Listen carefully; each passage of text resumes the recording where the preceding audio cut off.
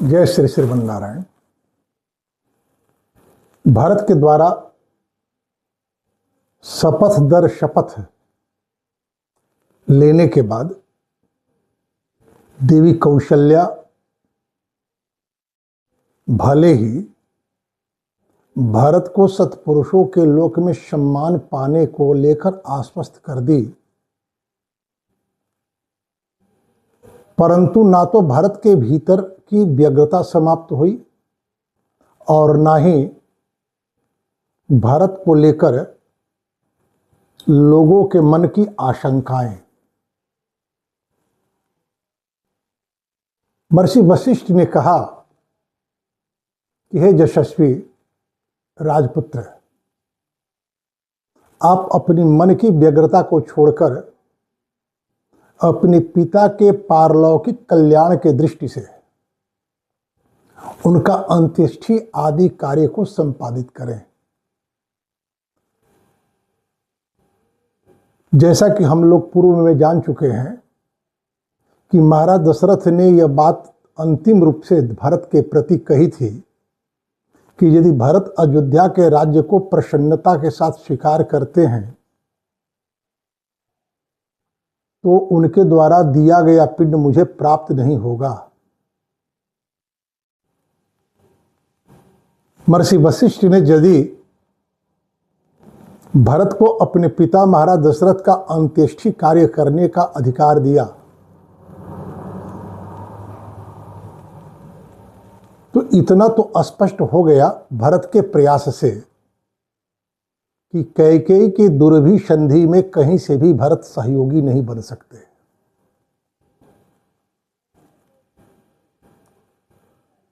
यथार्थ यही है कि कैकेयी को भारत के राज्य के लिए राम को वन भेजने की आवश्यकता नहीं थी।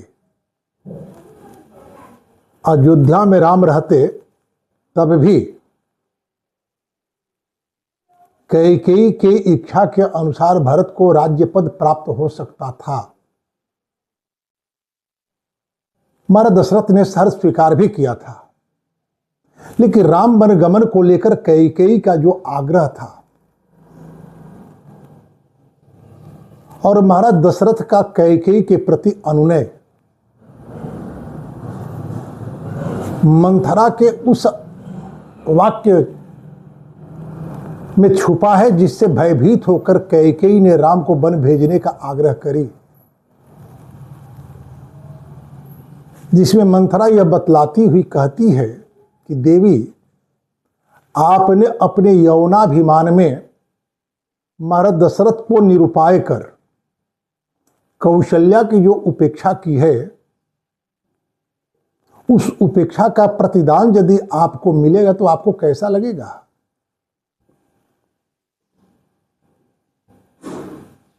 राम को वन भेजना ही होगा। और कैकेयी राम को वन भेजने के लिए तैयार हो गई।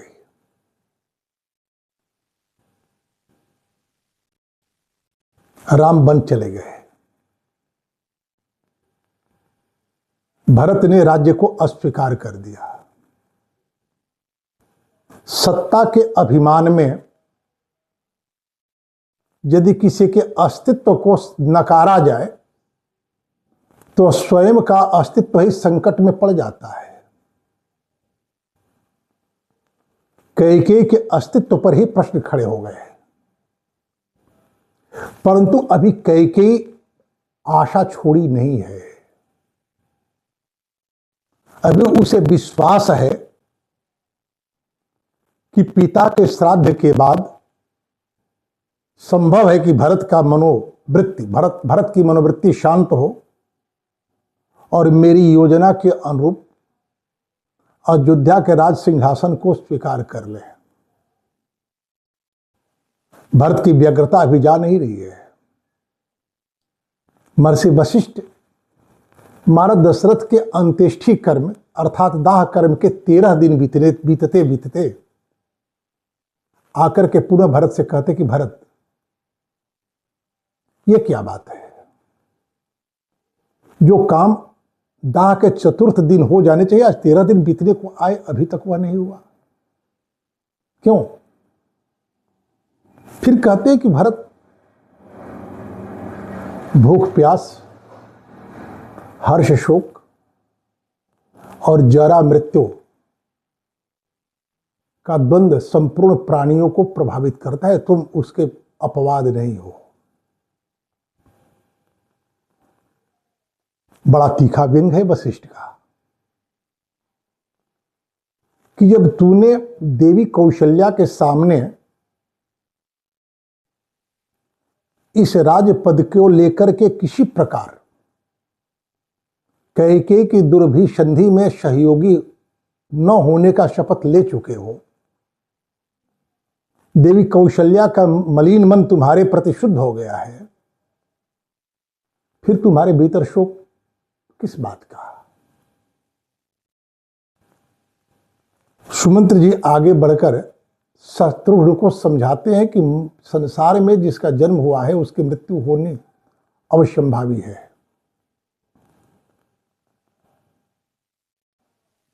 जीवन का अंतिम सत्य, अंतिम परिणति, या यूं कहे कि नए जीवन का आरंभ मृत्यु है। महाराज दशरथ मृत्यु को प्राप्त हुए, सामान्य मृत्यु नहीं है। जब आपकी कोई वासना शेष रह जाती है या आपके किसी निर्णय के कारण आपके परिवार के लोगों के सामने संकट उत्पन्न हो जाता है, तो आपकी मृत्यु आह्लाद का कारण नहीं बनती, अवसाद का कारण बनती है। महाराज दशरथ की सारी कामनाएं पूर्ण हो चुकी हैं, बस उनकी एक ही कामना शेष रह गई, अपने पुत्र राम को राजा के रूप में देखने की इच्छा।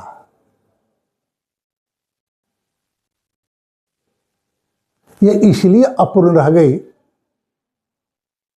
अब तक कैकेयी की यौन सरोवर में स्नान करना उन्होंने नहीं छोड़ा।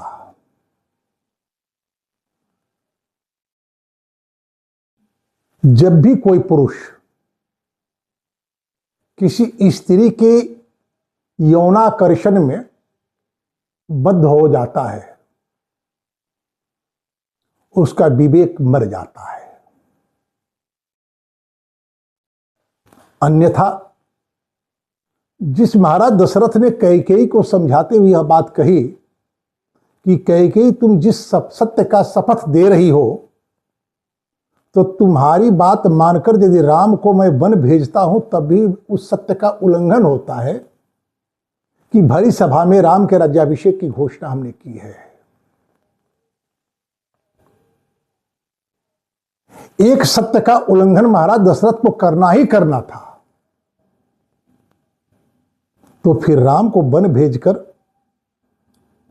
जिस एकांत में कैकेयी को उन्होंने वरदान दिया था, उस सत्य की रक्षा उन्होंने क्यों करी? यह विषय विचारणीय है।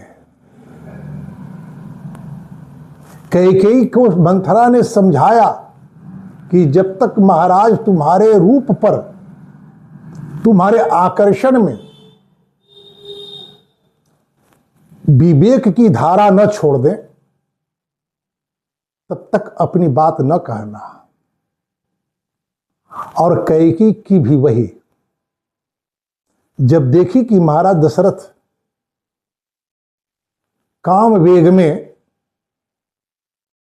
विवेक खो चुके हैं, बार बार कह रहे हैं कि कैकेयी तुम्हारी प्रसन्नता के लिए किसी रंग को राजा, राजा को रंग, किसी निरपराध को दंडित और दंडनीय को मुक्त कर सकता हूं, परंतु तुम दुखी न हो, तुम प्रसन्न हो जाओ। और कैकेयी महाराज के सामने अपना अभिमत रख दी। ऐसे महाराज के प्रति भला किस पुत्र के मन में श्रद्धा होगी?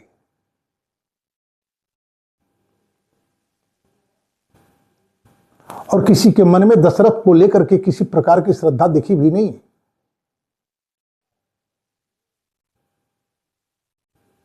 प्रमाण, शत्रुघ्न को जब सुमंत्र जी ने कहा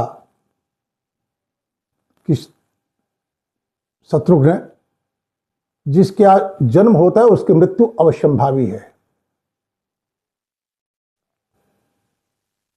शत्रुघ्न और भरत दोनों अस्त्रोणी परे हृदगंतौ रक्ताक्षौ दीन भाषिणौ आमत्यस्त्वशयन्ति स्म तनयौ चापरा क्रिया।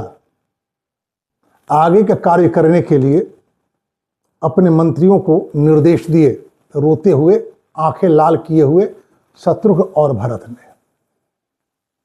13वें दिन का कार्य संपन्न हुआ। जैसा कि भरत जी ने स्वयं कहा था कि हम दंडकारण्य में जाएंगे भैया राम को लौटाने। यही नहीं कि दंडकारण्य में 14 वर्षों तक तपस्वी बनकर के रहना है तो मैं ही रह लूंगा। अथ यात्राम समीहंतम शत्रुघ्नो लक्ष्मणानुजा भारतम शोक संतप्तम इदम वचनम अब्रवीत। यात्रा के लिए विचार करते भरत और शत्रुघ्न के बीच शत्रुघ्न ने भरत जी से कहा, गतिर्ज सर्वभूतानां दुखे किं पुनरात्मनः स राम सत्व संपन्न स्त्रिया प्रव्राजितो वनम। संपूर्ण प्राणी मात्र के कल्याण के विषय में सोचने वाले और कल्याण करने में समर्थ राम मनोबल से युक्त होकर के भी एक स्त्री के कारण वन में भेज दिए गए, यही दुख का विषय है। सराम सत्व संपन्न स्त्रिया प्रवराजितो वन। एक स्त्री के कारण वन भेज दिए गए।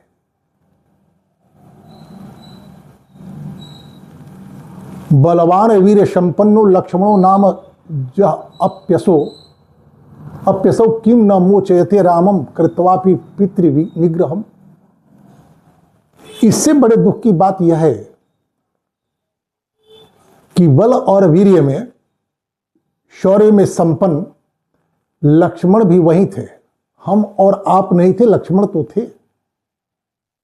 वो क्यों नहीं पिता को बंदी बनाकर या मारकर राम को बन जाने से रोक लिए।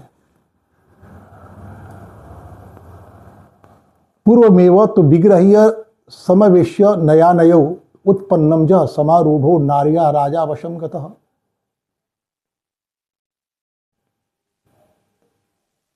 राजा हमारा दशरथ अपनी पत्नी कैकेयी के वश को प्राप्त हो गए, ये सभी जानते हैं। तो क्यों न ऐसी स्थिति आए उसके पहले ही उनको बंदी बना लिया गया। यह लक्ष्मण ही, शत्रुघ्न ही नहीं कहते भरत से, लक्ष्मण ने भी देवी कौशल्या के समक्ष राम से कहे थे, प्रोत्साहितोयम कैकेय्या संतुष्टो यदि न पिता अमित्र भूतो निसंगम बध्यताम अपि। जब देवी कौशल्या से बन जाने की आज्ञा प्राप्त करने के लिए आर्य राम जाते हैं, लक्ष्मण भी उनके साथ जाते हैं। देवी कौशल्या कहती है कि बेटा, अपने पिता के आज्ञा के अनुसार बन जाना यदि तुम्हारा धर्म है, पितृ आज्ञा का पालन यदि धर्म है, तो माता का उपेक्षा भी धर्म नहीं है, अधर्म है। मैं तो कहती हूं कि यहीं रह करके माता और पिता की सेवा करो।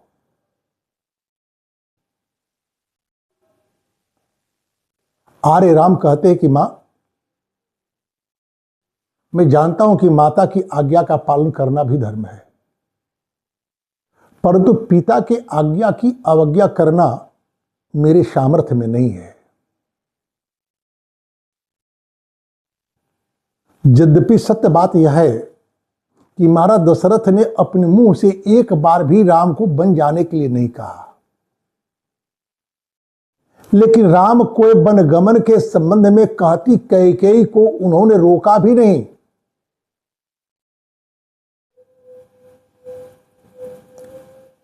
राम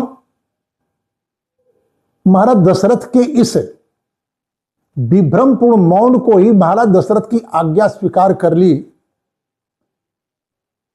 कि महाराज दशरथ ने राम से कहा था कि बेटा, जब तक मेरा बुद्धि विभ्रमित न हो जाए तब तक तुम अपना राज्याभिषेक करा लो। और अभी महाराज की बुद्धि विभ्रमित राम ने देखा तो राम कहते हैं कि पिता की आज्ञा की अवज्ञा करने का सामर्थ्य मेरे भीतर नहीं है। लक्ष्मण आगे बढ़कर कहते हैं, प्रोत्साहित वयम कैकेयी या संतुष्ट हो यदि पिता। कैकेयी को संतुष्ट करने में यदि हमारे पिता प्रवृत्त हैं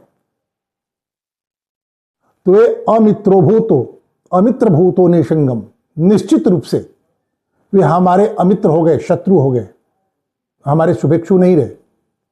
बद्धता में पे मैं उनका बद्ध कर दूंगा। जिस राम ने माता कौशल्या से कहा कि राम, मैं पिता के आज्ञा की अवज्ञा नहीं कर सकता, ऐसा सामर्थ्य मेरे भीतर नहीं है, उनका विचार भी लक्ष्मण से बहुत अलग नहीं है। वन यात्रा क्रम में गंगा पार करने के बाद पहली रात जब विश्राम कर रहे होते हैं, उस समय स्वयं प्रभु श्री राम लक्ष्मण से कहते हैं, इदम व्यसनमालोक्य राज्ञश्च मति विभ्रमम काम स्वार्थ एवार्थ धर्माभ्याम गरीयान इति मे मति। हे लक्ष्मण, महाराज दशरथ के इस बौद्धिक विभ्रम को लेकर मैं जो समझ रहा हूं, तो महाराज की बुद्धि वासना से युक्त हो गई है। तभी वे धर्म और अर्थ की अपेक्षा काम को अधिक महत्व दिए। अन्यथा बिना किसी कारण के, बिना किसी अपराध के हम सबको वन आने नहीं देते। ऐसा इसलिए हुआ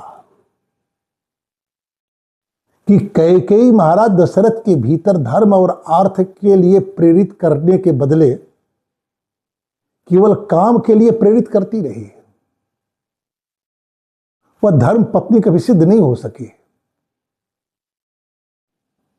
उसके शील और संस्कार से प्रभावित होकर के महाराज दशरथ ने उसे अपना पत्नी नहीं बनाया। उसके रूप और यौवन के आकर्षण में ही उसके भीतर छुपे हुए महत्वाकांक्षा जो छद्म प्रेम का प्रदर्शन कर रही थी, उसे पत्नी बनाना उन्होंने स्वीकार किया। अन्यथा यदि किसी पुरुष के जीवन में धर्म पत्नी की प्राप्ति हो तो उसके जीवन में धर्म, अर्थ और काम तीनों की पुष्टि होती है। धर्मार्थ कामा खलु जीव लोके समिच्छिता धर्म फलोदयेषु ये तत्र सर्वेषु असंशयन में भार्ये वश्या भीमता सपुत्रा। मां कौशल्या को समझाते हुए, देवी आपको यहीं रह करके अपने पति के अनुकूल होकर उनकी सेवा करनी चाहिए, उनकी रक्षा करनी चाहिए। विषम परिस्थिति उनके जीवन में भी आई। जब कोई स्त्री अपने पति के अनुकूल होकर जब अपने धर्म का पालन करती है तो उसके जीवन में धर्म, अर्थ और काम तीनों की पूर्ति होती है। अतिथि आदियों की सेवा कर धर्म का संचय करती है। तो पति के साथ प्रेम कर काम को पूर्ण करती हुई मोक्ष का साधन पुत्र प्राप्त करती है। इस तरह धर्म, अर्थ और काम तीनों की पूर्ति होती है। जब शत्रुघ्न जी महाराज दशरथ से कह रहे होते हैं, पूर्वमेव तो विग्राह्य समवेश्य दयानयौ उत्पत्थम ज समारोहो नार्या राजा वशम गतः। राजा को पहले ही बंदी बना लेना चाहिए था कि वे अपनी पत्नी के वशवर्ती हो चुके थे। जब शत्रुघ्न जी कह रहे थे ये बात,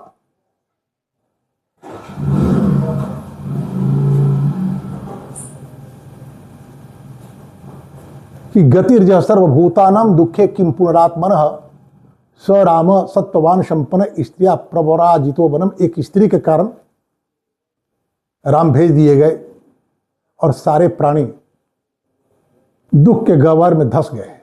उसी समय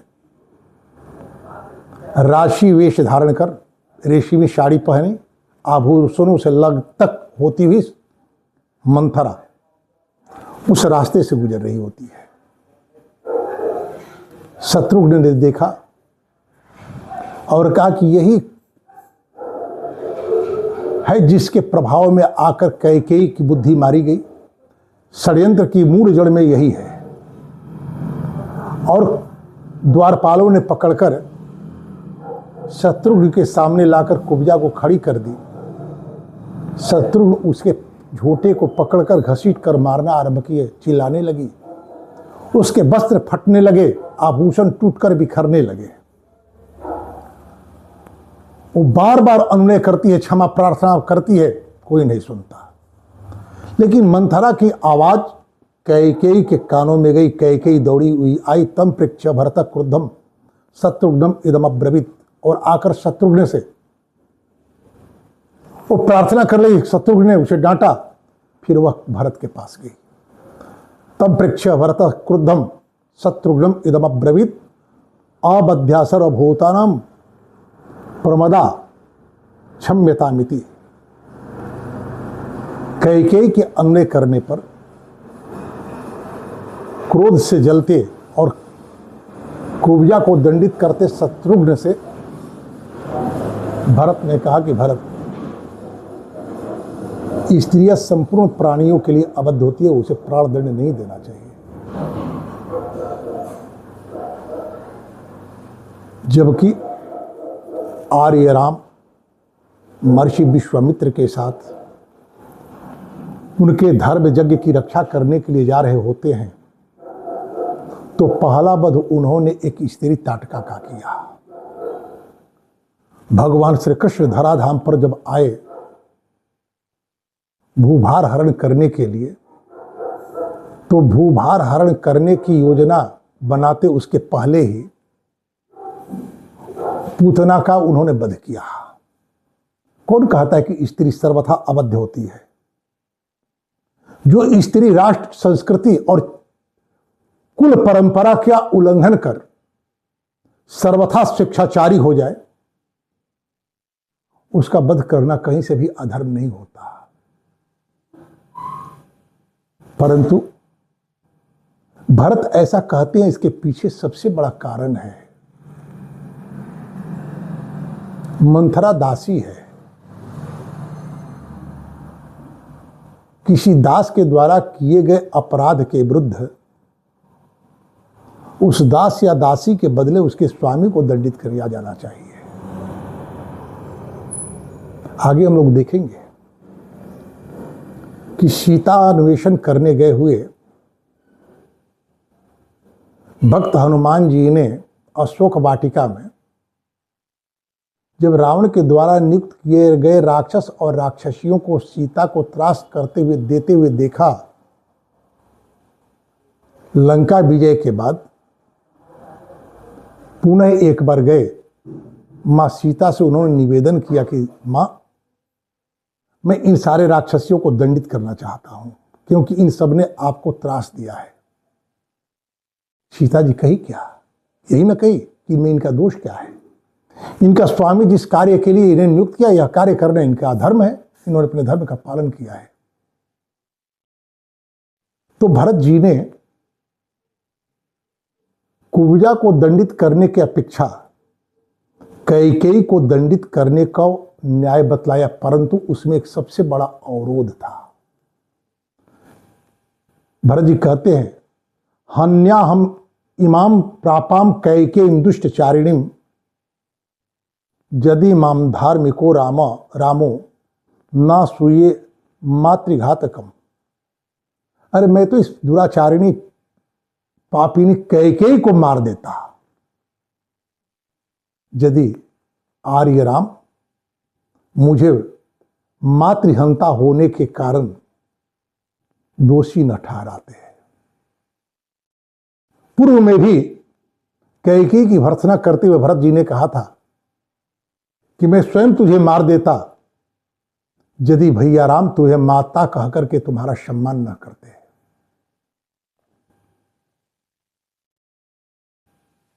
तो दो बातों को सदा ही स्मरण रखना चाहिए। पहली बात कि यदि आप काम के आवेग में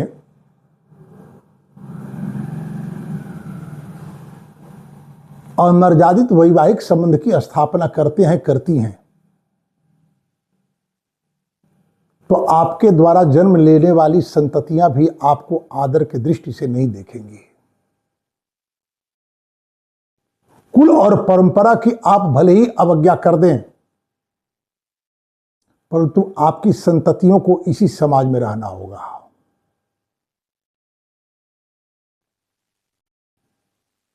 समाज उन्हें यशस्वी नहीं मानेगा। परिणाम होगा आपके स्वेच्छाचारिता और यौन उन्मुक्तता को लेकर आपके संतानों के भीतर बड़ी पीड़ा होगी। आपके प्रति उनकी श्रद्धा नहीं होगी। अन्यथा महाराज दशरथ ने अपने पुत्रों को प्राप्त करने के बाद जिस प्रसन्नता का अनुभव किया था, जिन पुत्रों को प्राप्त करने के लिए उन्होंने इतने बड़े यज्ञ का आयोजन किया, उन पुत्रों के द्वारा ही यह विचार किया जाने लगा कि राम को वन भेजे जाते समय लक्ष्मण ने महाराज दशरथ को बंदी क्यों नहीं बना दिया, उनका वध क्यों नहीं कर दिया। जिस राम ने लक्ष्मण को यह कहते हुए उनके विचार को अस्वीकार किया कि यदि किसी परिणाम के कारण ज्ञात न हो और परिणाम प्रतिकूल हो रहे हों तो उसे दैव योग मानना चाहिए, परंतु वे राम भी स्वयं भी जब कहते हैं महाराज को लेकर, तो कहते हैं कि महाराज ने धर्म अर्थ और काम के बीच धर्म अर्थ के अपेक्षा काम को महत्व दिया। मिला क्या महाराज को? ना तो कैकेयी का समर्पित अनुराग मिला, कैकेयी प्रेम का प्रदर्शन करती रही, परंतु वो प्रेम नहीं। महाराज दशरथ को हर बार अपने छद्म प्रेम के जाल में फंसाकर निरुपाय करने का प्रयास करती रही। तभी तो मंथरा कही कि कैकेयी महाराज आग में कूद सकते हैं, प्राण का परित्याग कर सकते हैं, परंतु ना तो तुम्हारे ऊपर क्रोध कर सकते हैं और ना ही तुम्हें क्रोध देख सकते हैं। यह बात मंथरा ही नहीं, कैकेयी से राम महाराज दशरथ ने भी कहा कि देवी, मैं आग में भले ही कूद जाऊं, परंतु आपको मैं दुखी नहीं देख सकता। क्या मिला? कभी भी कुल और समाज की जो स्थापित परंपरा है, उस परंपरा के अनुसार संस्कार और शील संपन्न परिवार में संस्कार और शील संपन्न वर और वधू का ही विवाह करना उनके लिए और उनकी संततियों के साथ साथ समाज के लिए भी कल्याणकारी होता है। दूसरी बात, किसी दास को दंडित करने के बदले उस दास के स्वामी को दंडित करना शास्त्र सम्मत निर्णय है। आज इसी के साथ वाणी को विराम। जय श्री श्रीमन्नारायण।